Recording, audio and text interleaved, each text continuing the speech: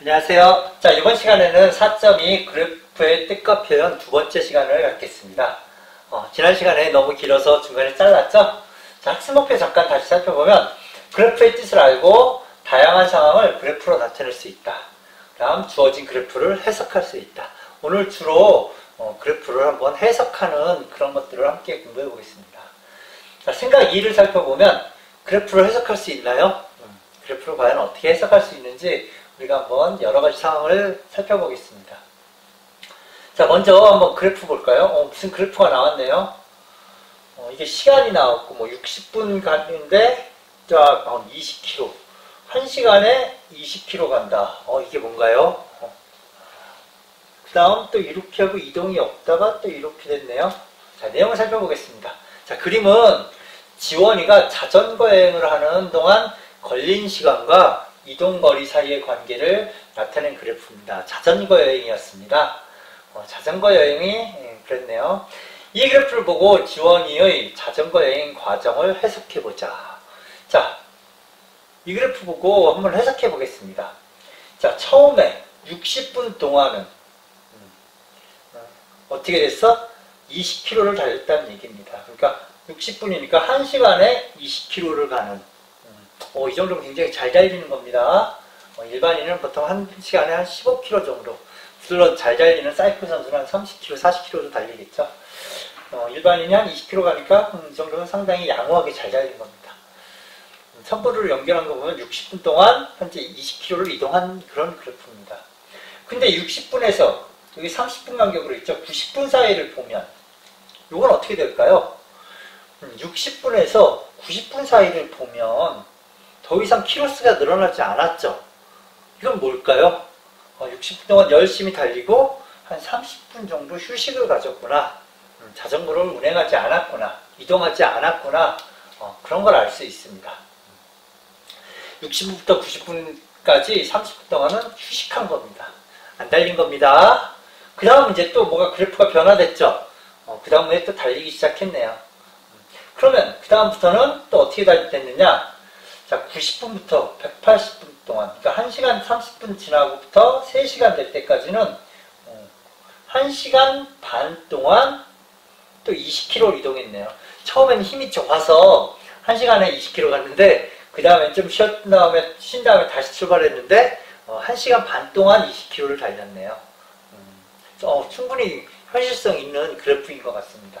그래서 여기서부터 여기까지는 1시간 반이 지났는데 키로수로는 20km만 늘었다. 그러니까 앞부분에 달린 것보다는 조금 늦게 갔다. 그런 얘기가 될 수 있겠네요. 우리가 이렇게 그래프를 보고 상황을 해석할 수 있습니다.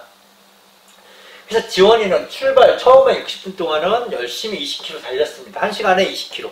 다음 30분 쉬었고, 그 다음에 1시간 반 동안 또 20km를 달렸다. 이 그래프를 보면 그렇게 해석할 수가 있습니다. 자, 문제 3번. 그림은 범준이네 가족이 자동차로 여행을 하는 동안 걸린 시간과 이동한 거리 사이의 관계를 나타낸 것입니다. 이번엔 자동차입니다. 뭔가 좀 많이 가겠죠? 자, 2시간 동안은 자동차가 열심히 달려서 160km를 갔네요. 꽤 멀리 갔네요. 그러니까 1시간에는 80km를 간 거고, 시속 80km로. 고속도로에 달린 것 치고는 살짝 낮은 속도고, 일반 도로 치고는 좀 높은 속도죠. 2시간 동안 160km 달렸다. 자, 문제를 한번 봅시다. 출발 후 1시간 동안 이동한 거리를 구하세요. 출발 후 1시간 동안은 80km를 갔다. 이 그래프를 보고 그렇게 해석해야 됩니다. 출발 후 1시간 동안은 80km를 갔다. 자, 80km 갔죠? 그 다음, 범준이네 가족이 휴식을 하기 위해 멈춘 것은 출발한 지 몇 시간 후입니까? 자, 멈춘 것은 차가 더 이상 이동하지 않은 거죠? 차가 더 이상 이동하지 않으니까 출발한 지 2시간 만에 멈추어서, 예를 들어 고속도로를 달리다가 휴게소에 들어가서 휴식을 한 거죠. 꽤 많이 쉬었네요. 1시간 정도. 맛있는 걸 많이 사 먹었나 보네요. 그래서 출발한 지 2시간 후에 이게 멈춘 겁니다. 출발한 지 2시간 후에 멈췄습니다. 자, 그래프 보고 이런 정보들을 전부 알 수 있습니다. 자, 그 다음 3번. 여행한 총 시간과 이동한 총 거리를 갖고 가세요. 어쨌든 뭐 쉰 것까지 포함해서 쉰 것도 여행입니다. 그래서 여행은 총 시간은 4시간이 걸렸고 4시간 동안 240km를 달렸다. 별로 어려운 해석 아니죠? 그냥 보고 해석할 수 있으면 됩니다.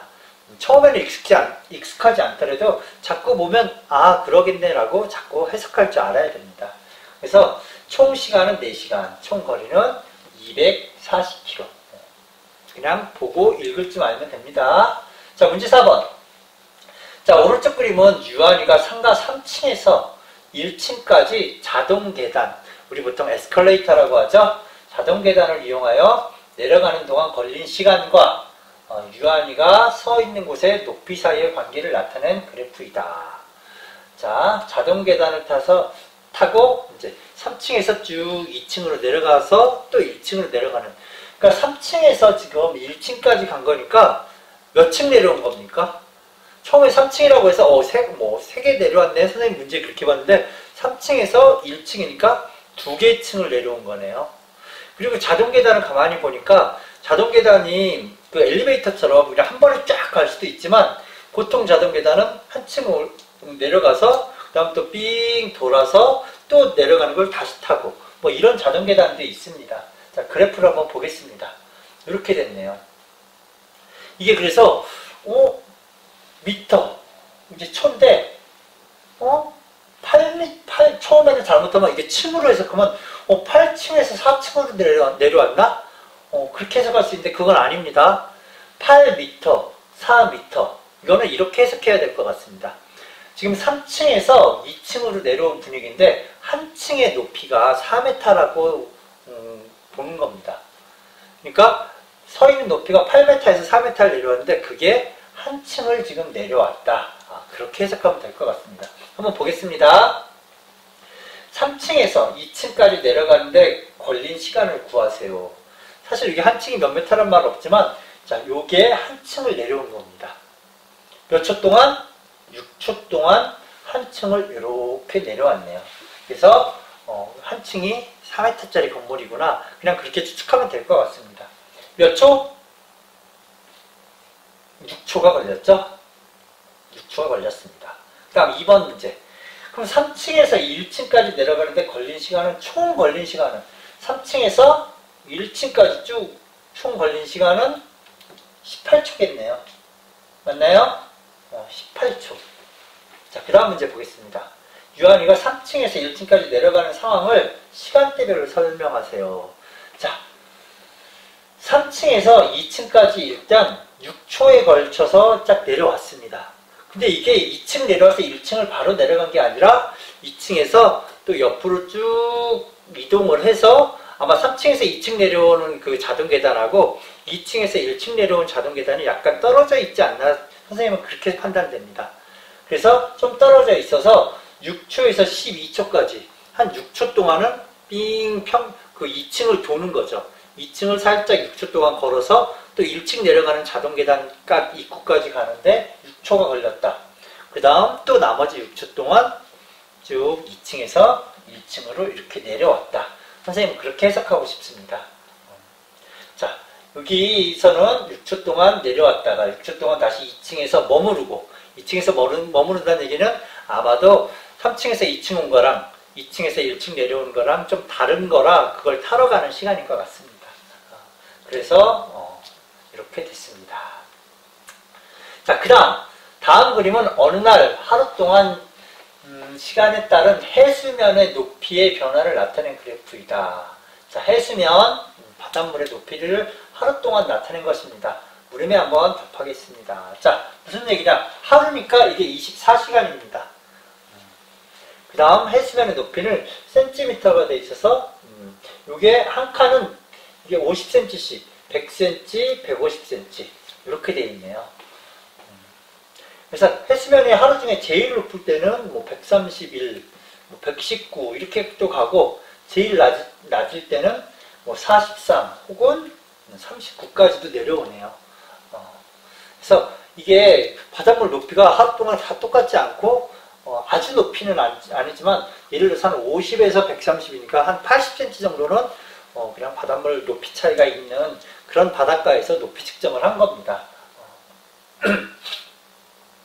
자, 그러면 문제를 한번 볼까요? 오전 6시에 해수면의 높이를 구하세요. 자, 6시니까 우리 시간 6이 나왔죠? 이게 시간이 6입니다. 오전 6시에 이제 해수면의 높이가 Y축이잖아요. 그래서 이 Y축을 읽으면 이게 50이 아니라 요겁니다. 오전 6시에 해수면은 요거 43cm이다. 자, 천천히 그냥 읽으면 됩니다. 그 다음 해수면의 높이가 점점 낮아지는 것과 점점 높아지는 것은 몇 시부터 몇 시까지인지 각각 구하세요. 해수면의 높이가 점점 낮아지는 건 0시부터 낮아지고 또 12시부터 또 낮아지고 그 다음에 해수면의 높이가 점점 높아지는 것은 6시부터 높아지고 또 저녁 6시 18시면 우리 저녁 6시죠? 오후 6시부터 또 높아진다. 자, 이렇게 해석하면 될 것 같습니다. 자, 그 다음 3번 해수면의 높이는 대략 몇 시간 동안 낮아지고 몇 시간 동안 높아지는지 말하세요.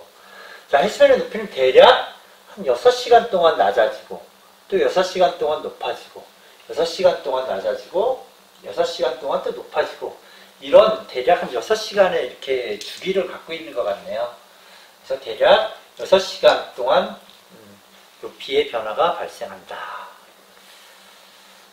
자, 또 다른 문제 보겠습니다. 다음 그림은 시계방향이면 이렇게 운행하는 대관람차가 운행을 시작한 후 시간과 대관람차 A칸이 여기 있네요. 지면으로부터의 높이 사이의 관계를 나타낸 것이다.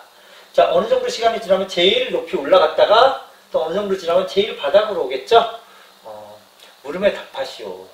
그러니까 제일 밑에서부터 출발해서 제일 높을 때가 그래프 요거 같네요.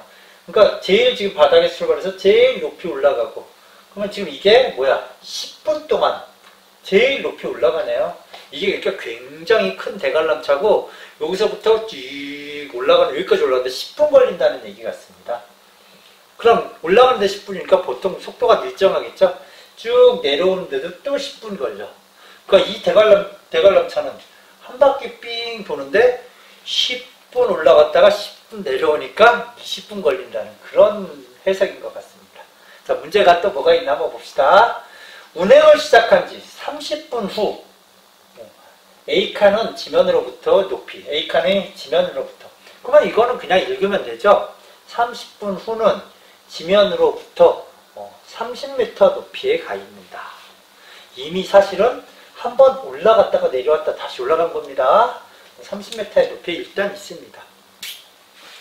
자, 운행을 시작한 후 60분 동안 대관람차는 몇 바퀴 회전했는지 구하세요. 60분 동안. 자, 이게 이렇게 해석해야 됩니다. 제일 밑에 바닥에서 쭉 제일 높이 올라갔다가 다시 한 바퀴 도는 겁니다. 이게. 또 제일 높이 올라갔다 또 바닥으로 한 바퀴. 또 제일 높이 올라갔다가 바닥으로.